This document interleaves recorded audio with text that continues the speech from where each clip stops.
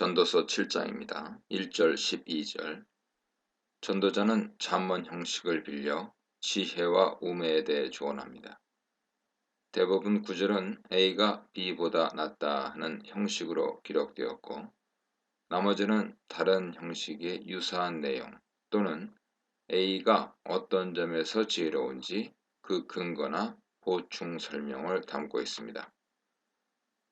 A가 B보다 낫다 하는 형식으로는 1, 2, 3, 5, 8, 10절이 있고요.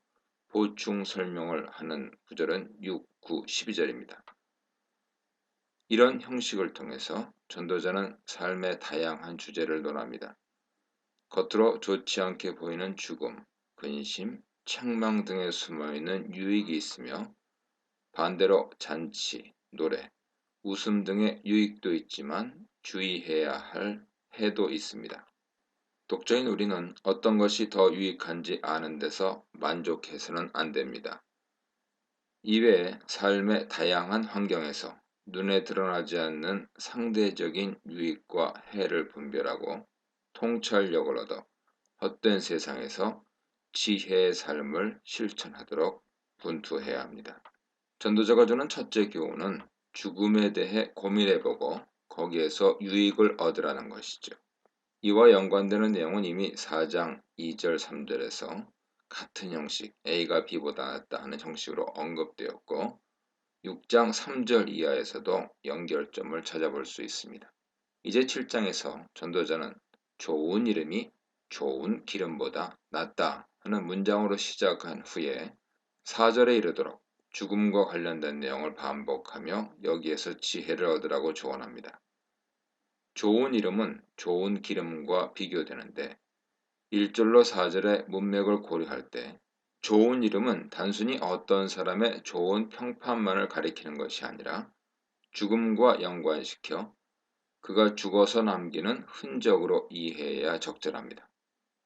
한 사람이 죽고 나면 그의 이름은 다른 이에게 있어서 그 사람의 존재 자체가 되죠. 그 사람을 어떻게 기억하느냐에 따라 그의 삶이 평가됩니다. 잠언에서는 의인의 이름을 기억하는 것은 축복이지만 악인의 이름은 썩는 악취를 풍긴다고 말합니다. 잠언 10장 7절 보세요. 죽은 사람에 대한 기억이 없어지거나 그 이름이 땅에서 사라집니다. 그 이름이 땅에서 사라진다는 표현은 하나님의 심판과 저주의 표현으로도 사용되죠. 반면 좋은 기름은 향기와 윤기를 내고 바른 부위를 부드럽게 해주는 등 기름을 바른 자에게 크고 작은 즐거움을 선사합니다. 그러나 기름이 주는 유익은 오래가지 않으므로 유익을 누리기 위해서는 지속적으로 기름을 발라야 하죠. 그러므로 결과적으로 말하면 좋은 이름은 죽은 후에도 그 향기를 지속하기 때문에 일시적인 향기를 내는 좋은 기름보다 더 가치가 있습니다. 좋은 이름과 기름을 비교한 후에 전도자는 직접적으로 죽음을 언급하며 태어나는 날보다는 죽는 날이, 잔치집보다는 초상집이, 또한 슬픔이 웃음보다 낫다고 말하며 여기에서 얻을 수 있는 유익을 관찰하라고 종용합니다. 전도자는 우리에게 사는 동안에도 죽음이 모든 이의 끝임을 명심하라고 말하죠. 이 조언은 죽음을 고대하거나 집착하거나 두려워하라는 뜻이 아닙니다. 태어난 순간이 있듯이 죽음의 순간을 맞는 것은 인생의 이치라는 것을 인식하라는 의미죠. 죽음이 언제든지 찾아올 수 있다는 점을 받아들이고 각자 삶의 가치와 존재의 의미를 되돌아보아야 합니다.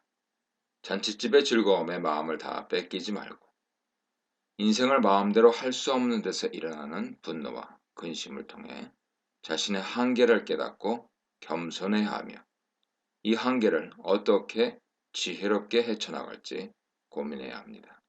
살아서 생명을 지속하고 있음에 진정으로 감사하고 기뻐해야 하는 것이죠. 나아가 지혜자의 책망을 듣는 것이 우매자의 노래를 듣는 것보다 낫습니다. 어디에 귀를 기울이는 것이 지혜입니까? 책망은 표면적으로 듣는 이의 실수나 약점을 지적하여 귀와 마음에 상처가 되므로 듣기를 거부하거나 책망하는 자에게 화를 품기 쉽습니다. 노래는 대부분 귀와 마음을 즐겁게 해주므로 일부러라도 자창해서 듣고 싶어 하죠. 그러나 책망의 경우 그 내용이 듣는 이의 성품이나 언행을 낮게 변화시키므로 잠깐의 감정을 뒤로하고 책망을 받아들여야 합니다. 더구나 지혜자가 주는 지혜로운 책망이라면 더 기꺼이 수용해야 지혜롭습니다. 잠언 서두에서도 훈계가 지혜를 대체하는 단어임을 확실하게 밝혔듯이 지혜는 감미로운 아첨의 소리가 아닌 생채기를 남길 수 있는 책망에서 자주 발견됩니다.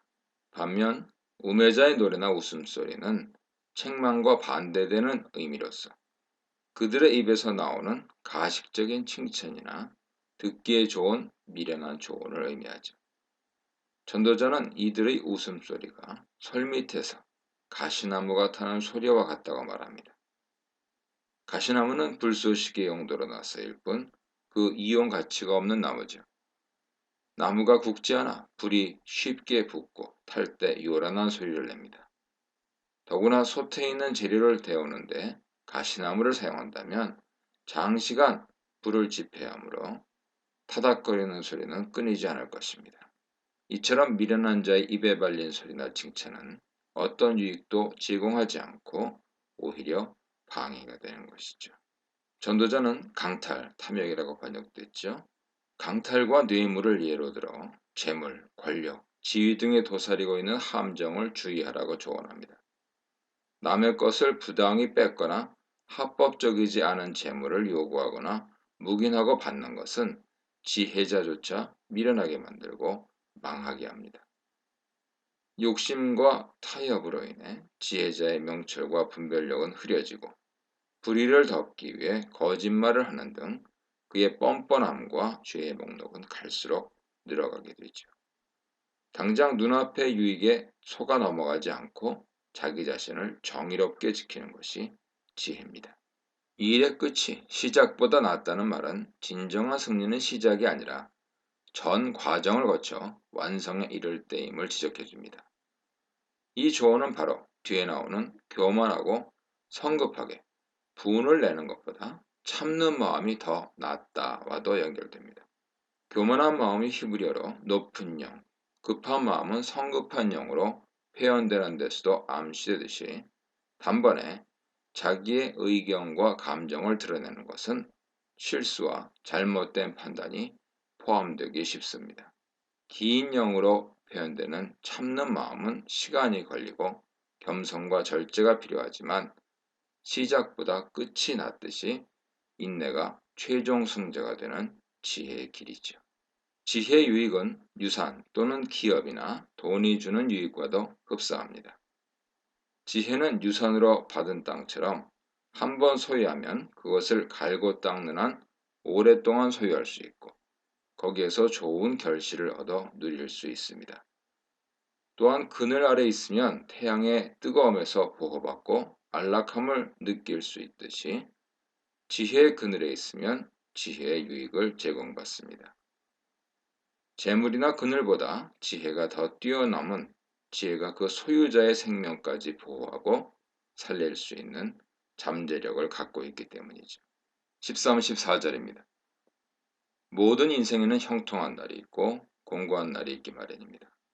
전도자는 이 대조적인 상황을 사람에게 허락하신 분이 하나님임을 밝히며 인간사가 모두 하나님의 주권 아래 있음을 부각시킵니다. 이렇듯 사람이란 눈앞에 희노애락을 헤아릴 수 없는 한계를 지닌 자임을 인정하며 겸손히 하나님을 신뢰해야 함을 조언합니다. 이 문단에서는 지혜자의 현실인식, 지혜자의 시간인식, 지혜자의 한계인식에 대해 묵상해 보시기 바랍니다. 15, 18절입니다. 전도자는 지나치거나 과한 것을 조심하라고 경고합니다. 그는 의인과 악인을 예로 들어 지나치게 의인이나 악인이 되지 말고 지나치게 지혜자나 우매자가 되지 말라고 조언합니다. 여기서 의인과 지혜자 그리고 악인과 우매자는 동일시되며 이는 잠언이나 시편 등에서도 찾아볼 수 있습니다. 전도자가 이 조언에서 공통으로 강조하는 것은 지나침을 버리고 균형을 잡으라는 것이죠. 그가 살펴본 바로는 이 세상에는 장수하는 악인도 있다는 점입니다. 의인과 악인에 대한 전통적인 사고는 의인은 축복을 받고 악인은 저주를 받는다지만 전도자는 인간 세상의 질서와 규칙만이 아니라 예외와 모순도 존재한다는 데 초점을 맞추고 있습니다. 전도자의 이런 논쟁은 욥과 그의 세 친구의 논쟁과도 유사하죠. 욥은 자신의 결백을 고수하며 자기의 의로움을 주장했으나 엘리후가 지적하듯 인간의 의는 공의롭고 크신 하나님 앞에 논쟁거리가 되지 못합니다. 욥의 친구들은 악인과 죄인이 하나님께 반드시 심판을 받는다고 주장했으나 욥이 지적하듯 세상에는 장수하고 편안히 살다가 여러 사람의 호의 속에 매장되는 경우도 드물지 않게 목격됩니다. 마찬가지로 전도자는 틀에 박힌 사고와 극단에 치우치는 것이 패망과 죽음에 이를 수 있다고 경고하며 하나님이 해아래 삶에 일어나게 허락하신 기본과 예외를 다 겸허히 수용하라고 조언합니다. 전도자는 이것이 하나님을 경외하는 자의 태도라고 설명합니다. 19, 22절입니다.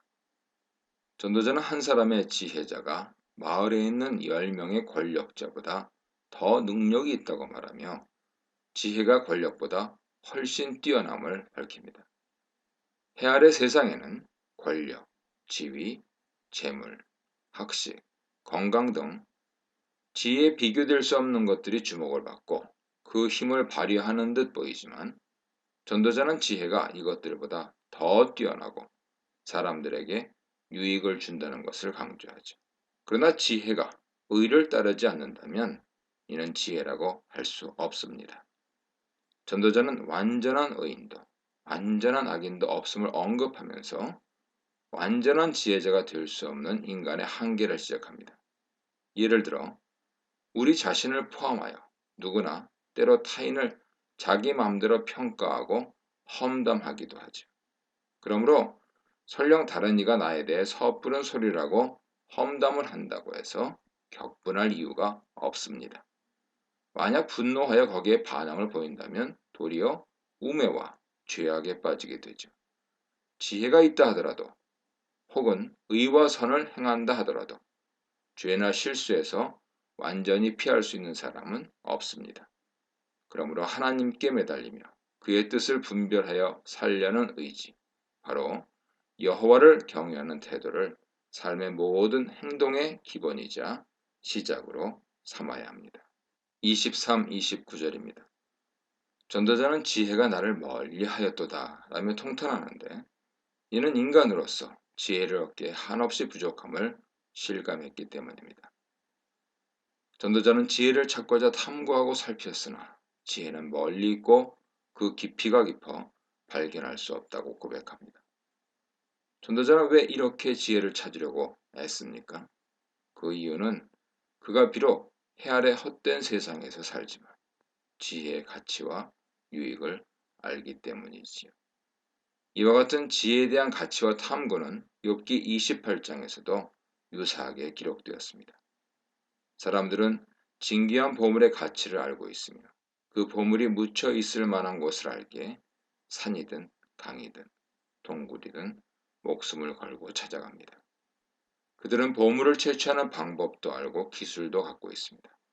반면 지혜는 이런 보석에 비할 수 없을 만큼 진귀하지만 사람이나 동물에게나 다 감추어져서 찾을 수가 없습니다. 지혜를 찾는 방법도 기술도 사람에게서 아주 멀리 떨어져 있는 것이죠. 그렇다면 지혜는 어디서 찾을 수 있습니까? 전도자는 지혜를 찾는 것은 인간의 영역을 넘어선다고 시인했습니다. 이 말은 결국 지혜를 찾기 위해서는 하나님의 도움이 필요함을 암시하죠. 욥기 저자 또한 인간에게 숨겨진 지혜가 오직 하나님께 드러나 있다고 밝힌 바 있습니다. 그는 특히 하나님의 창조 사역 때 하나님이 지혜를 세우셨고 지혜를 선포하신 점을 드러냈고 결론적으로 지혜란 하나님을 경외하며 악을 떠나는 데 있다고 선언했습니다. 욥기 28장 28절 보세요. 전도자는 지혜와 세상의 이치를 찾고 악이 어리석으며 우매는 미친 것임을 알려고 무척 노력했습니다. 물론 이것의 결과도 헛되고 바람을 잡는 것과 같다고 전도자는 이미 1장 17절에서 진술했죠. 이제 여기서는 전도자 자신이 그런 노력 끝에 발견한 것을 제시함으로써 듣는 이나 독자에게 다시금 악의 어리석음과 우매의 광기를 보여주고자 합니다. 전도자가 발견한 것은 죄인을 유혹하여 사망으로 이끄는 여인의 존재였습니다. 그는 이 여인의 꿰매 빠진 것이 죽음보다 더 쓰다고 말합니다. 이는 죄가 죽음보다 더 치명적이라는 뜻일 것이죠. 전도자가 설명하는 이 여인은 잠언에서 종종 소개하는 음녀와 흡사합니다. 이 음녀는 문자적으로 음란한 여인일 수 있지만 궁극적으로는 우매의 비유적인 표현으로 이해할 수 있죠.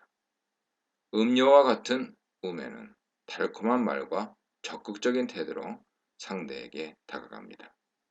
그러나 우매의 마음은 새나 짐승을 잡는 올무와 그물 같아 미끼를 던져놓고 기다렸다가 상대방이 걸려들기만 하면 꼼짝 못하게 낚아챌 만반의 준비를 갖추는 것입니다.